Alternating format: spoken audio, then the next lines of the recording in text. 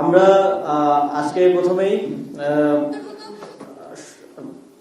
সরস্বতী পূজার শুভেচ্ছা জানাতে চাই পুরো দেশবাসীকে এবং আমাদের সনাতন ধর্মাবলম্বী যারা নাগরিক আছেন তারা আজকের দিনটি খুব আনন্দ উৎসাহের সাথে উদযাপন করছেন, তাদের প্রতি বিশেষভাবে শুভেচ্ছা জানাতে চাই।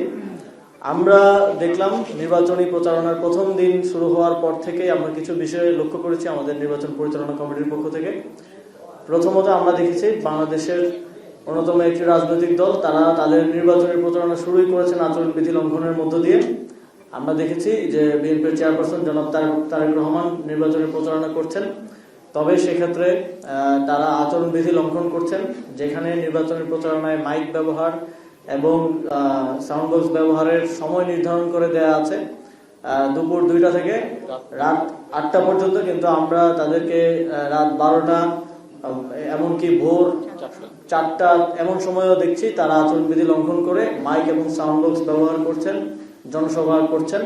আমরা নির্বাচন কমিশনকে আহ্বান জানাবো এই ধরনের আচরণবিধি লঙ্ঘনের ক্ষেত্রে যখন একটা পার্টির সর্বোচ্চ পর্যায় থেকে আচরণবিধি লঙ্ঘন করা হয়, এটা আসলে ইঙ্গিত করে যে এই নির্বাচনে এবং অন্যান্য সকলকেও উদ্বুদ্ধ করে আচরণবিধি লঙ্ঘন করার জন্য। আমরা ইতিপূর্বে দেখেছি নির্বাচন কমিশন একটা ব্যাখ্যাহীন ভাবেই আমাদের আহ্বায়ক সহ আমাদের 2 জন প্রার্থীকে শোকজ দিয়েছে, কিন্তু এভাবে স্পষ্ট আচরণবিধি লঙ্ঘনের পরেও যখন নির্বাচন কমিশন কোনো ধরনের ব্যবস্থা নেয় না, তখন আমরা আমাদের পূর্বের যে অবস্থান নির্বাচন কমিশন সম্পর্কে সেটা আবার পুনর্ব্যক্ত করতে হয়। নির্বাচন কমিশনের যে সক্ষমতা নির্বাচন আয়োজন করার এবং পক্ষপাতহীনতা সেটা প্রশ্নবিদ্ধ হয়।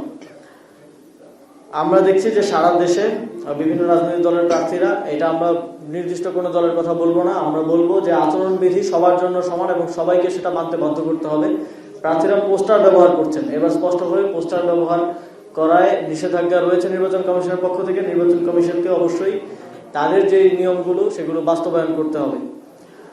আমরা আরেকটা বিষয় অত্যন্ত সংখ্যার সাথে দেখেছি, আমরা বিগত নির্বাচনগুলোতে দেখেছি যে সেনাবাহিনীকে কেন্দ্রের বাইরে দাঁড় করিয়ে রাখা হয়, কেন্দ্রের বাইরে দাঁড় করিয়ে রেখে ভিতরে রাতের ভোট হয়, ভিতরে ভোট কারচুপি হয়, সিভিল অ্যাডমিনিস্ট্রেশন এর সাথে এক ধরনের যোগ সাজসের মাধ্যমে ভোট কারচুপি হয়।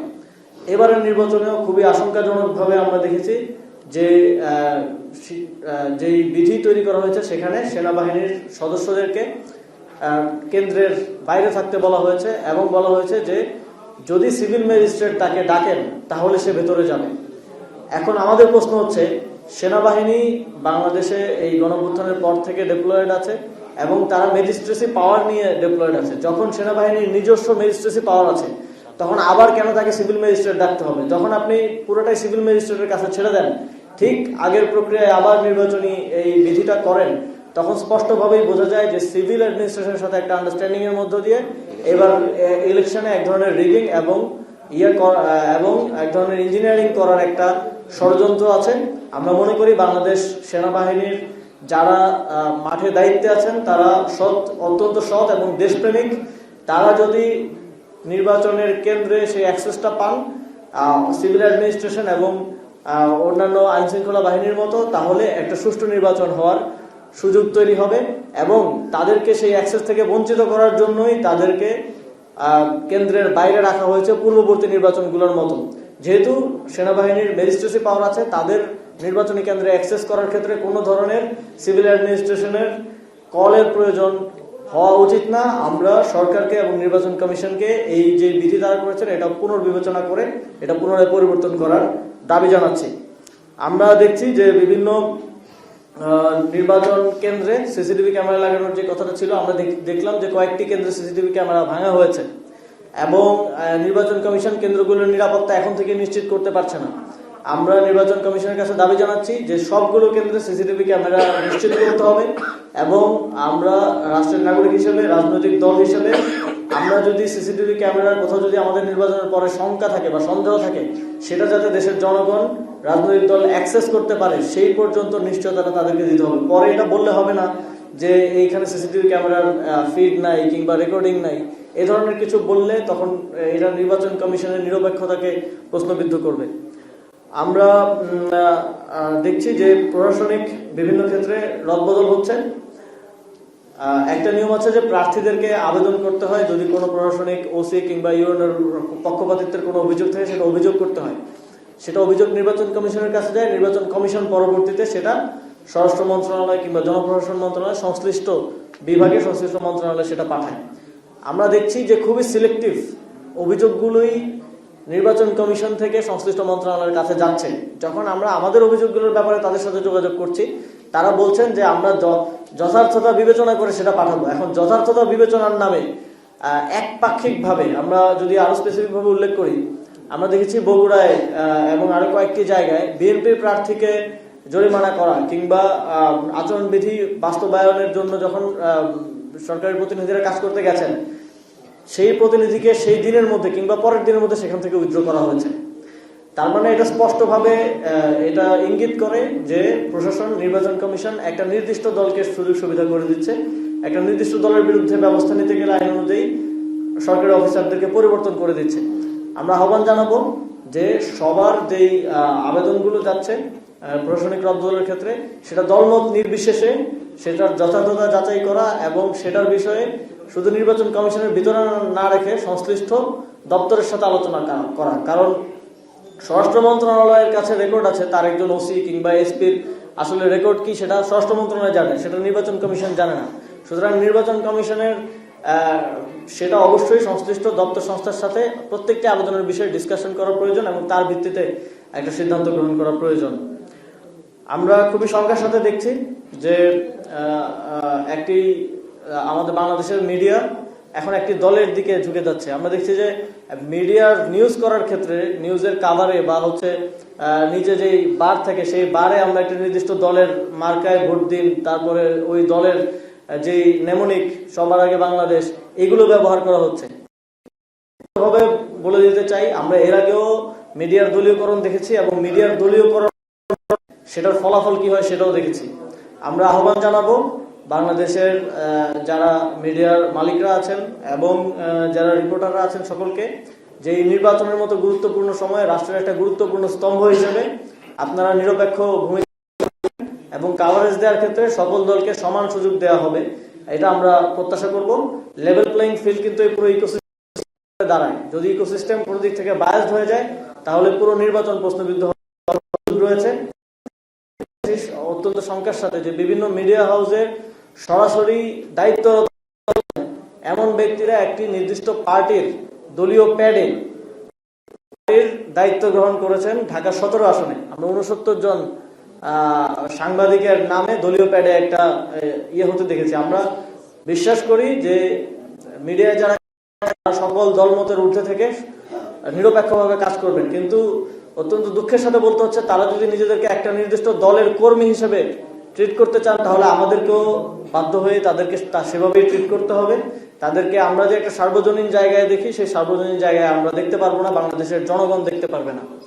আমরা আহ্বান জানাবো এই ধরনের বিভিন্ন দলীয় কমিটিতে এই ধরনের বিভিন্ন প্রতিষ্ঠান, যারা রাষ্ট্রীয় প্রতিষ্ঠান এবং যারা হচ্ছে রাষ্ট্রের গুরুত্বপূর্ণ স্তম্ভ, সংবাদ মাধ্যমের প্রতিষ্ঠান এবং প্রতিষ্ঠানের দায়িত্বরত ব্যক্তিবর্গ জড়িত হবেন না এবং যারা জড়িত হয়েছেন তাদের বিরুদ্ধে এই হাউসগুলো থেকে ব্যবস্থা গ্রহণ করা হবে। আমরা আজকে এই বিষয়গুলো এবং আমাদের এই কনসার্নগুলো জানানোর মাধ্যমে নির্বাচন কমিশন এবং সরকারের প্রতি আমাদের এই দাবিগুলো উত্থাপন করার মাধ্যমে আমাদের আজকের এই সংবাদ সম্মেলন এখানে শেষ করছি। আপনাদের কোনো প্রশ্ন থাকলে করতে পারেন।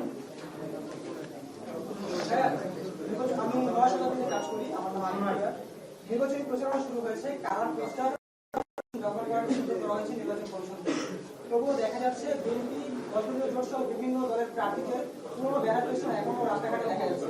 আপনারা কি নিজ উদ্যোগে আপনাদের সেই পুরোনো ব্যানার পেস্টন ছড়িয়ে ফেলবেন কিনা? ইতিমধ্যেই 10 দলীয় জোট এবং আমাদের বিশেষ করে এনসিপি, আমরা আমাদের নেতাকর্মী এবং আমাদের প্রার্থীদেরকে পুরো নির্দেশনাটা আমরা দিয়েছি যে কিভাবে নির্বাচনের প্রচারণা করতে হবে। সেটা আরটি অনুযায়ী আমরা সেই নির্বাচনের প্রচারণা পুরো রূপরেখাটা তাদেরকে দিয়েছি এবং প্রেস রিলিজের মাধ্যমে আমাদের পার্টির অফিসিয়াল হ্যান্ডেলগুলোতে আমরা সেটা প্রচার করেছি এবং আমরা সর্বোচ্চ নিশ্চিত করতে চাই যে আমাদের প্রার্থীরা নির্বাচনের প্রচারণা, নির্বাচনের যে আচরণবিধি সেটা মেনে তারা তাদের প্রচারণাটা করবে। তবে আমরা এটাও শঙ্কার সাথে বলতে চাই যে অন্যান্য বিভিন্ন দলের, বিশেষ করে বিএনপির পক্ষ থেকে আমরা দেখছি যে কালার পোস্টার, কালার ব্যানার, তারপরে যে আচরণবিধি লঙ্ঘন করে রাতের বেলা মাইক বাজানো যখন এগুলো সর্বোচ্চ পর্যায় থেকে হয় তখন এটা তাদের দলেরও সবাইকে উদ্বুদ্ধ করে এবং অন্যান্য দলের লোকজনকেও অনেকটা হয় না যে কম্পিটিশনের পিছনে পড়ে যাওয়া, যখন কেউ আচরণবিধি লঙ্ঘন করে এক্সট্রা সুবিধা নিচ্ছে তখন অন্য প্রার্থী কিন্তু আচরণবিধি মানতে গিয়ে পেছনে পড়ে যাচ্ছে। এবং আমরা দেখলাম যে যারা আচরণবিধি মানছে তাদেরকেই শোকজ করা হচ্ছে, যারা লঙ্ঘন করছে তাদেরকে কিন্তু কিছু বলা হচ্ছে না। তো এই বিষয়গুলো যখন চলতে থাকবে তখন মাঠ পর্যায়ের কম্পিটিশনে কেউই আচরণবিধি মানবে না। আমরা নির্বাচন কমিশনকে আহ্বান জানাতে চাই, আপনারা দৃষ্টান্তমূলক ব্যবস্থা গ্রহণ করুন যারা আচরণবিধি লঙ্ঘন করছে তাদের বিরুদ্ধে।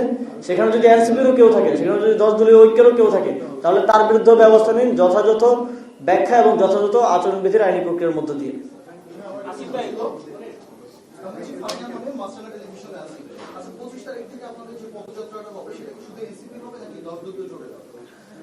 আমরা 25 তারিখ থেকে 5 তারিখ পর্যন্ত আমাদের 11 দিনের যে পদযাত্রা সেটা আমরা এনসিপির পক্ষ থেকেই আয়োজন করেছি এবং 10 দলীয় জোটের ঐক্যবদ্ধভাবে কাজ করার জন্য এই 2-1 দিনের মধ্যে একটা লিয়াজু কমিটি আমরা ইতিমধ্যে গঠন করে ফেলেছি।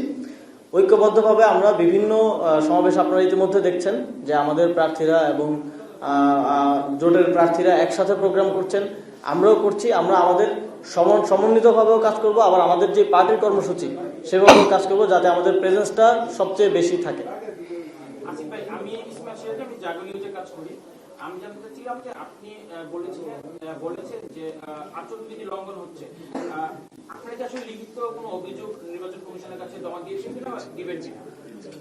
আমরা নির্বাচন কমিশনের কাছে ইতিমধ্যে লিখিতভাবে অভিযোগ জমা দিয়েছি এবং অনেক ক্ষেত্রে এটা তো আসলে দিনের আলোর মতো পরিষ্কার যে আচরণবিধি লঙ্ঘন হচ্ছে। এটা মিডিয়ায় আসছে, আমরা রাতের বেলাও দেখছি প্রোগ্রাম হতে মাইক বাজাতে, যেটা স্পষ্টভাবে আচরণবিধিতে লেখা আছে। তো এই ক্ষেত্রে আমরা নির্বাচন কমিশনকে আমরা ইতিমধ্যে লিখিতভাবে আবেদন দিয়েছি। আমরা আশা করি নির্বাচন কমিশন এই ক্ষেত্রে ব্যবস্থা গ্রহণ করবে। যদি তারা ব্যবস্থা না গ্রহণ করে তাহলে এটা তাদের যে ক্রেডিবিলিটি সেটাকে আরো বেশি প্রশ্নের মুখে ফেলবে। আমার নাম রায়হান, আপনি আপনার একটু জানতে চাচ্ছি যে আপনারা প্রায়ই বলেন যে নির্বাচন কমিশন একটা দলের দিকে ঝুঁকে পড়ছে বা তারা নিরপেক্ষ কাজ করছে না। নির্বাচন প্রায় চলেই আসছে, তারপর যখন ফলাফল ঘোষণা করা হবে আপনারা সেটা মেনে নেবেন কি? আমরা নির্বাচন কমিশনকে সবসময় ক্রিটিক্যাল একটা অবজারভেশনের মধ্যে রাখছি এবং যেখানে যেখানে আমাদের মনে হচ্ছে নির্বাচন কমিশন লেভেল প্লেইং ফিল্ড নিশ্চিত করতে পারছে না এবং পক্ষপাতিত্ব দেখাচ্ছে, সেটা আমরা আমাদের কনসার্নটা জানিয়ে রাখছি। তবে আমাদের মূল প্রায়োরিটি এই নির্বাচনটা যেন সুষ্ঠুভাবে আয়োজিত হয় এবং এর মধ্য দিয়ে বাংলাদেশের একটা গণতান্ত্রিক রূপান্তর সম্ভব হয় এবং আমরা সেই লক্ষ্য বাস্তবায়নের জন্য সংশ্লিষ্ট সকল প্রতিষ্ঠানকে, নির্বাচন কমিশন, সরকার সকলকে সর্বোচ্চ সহযোগিতা শেষ পর্যন্ত করে যেতে চাই। তবে নির্বাচনে এখন পর্যন্ত আমরা যেগুলো বলছি সেগুলো তো আপনারাও দেখছেন দিনের মতো পরিষ্কার। গতকালকে রাতে আচরণবিধি লঙ্ঘন করা হয়েছে, এখন পর্যন্ত আজকে রাত হয়ে গেছে, নির্বাচন কমিশন কোনো ব্যবস্থা কিন্তু গ্রহণ করেনি।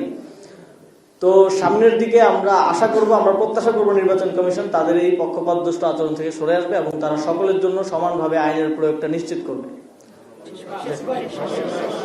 ধন্যবাদ।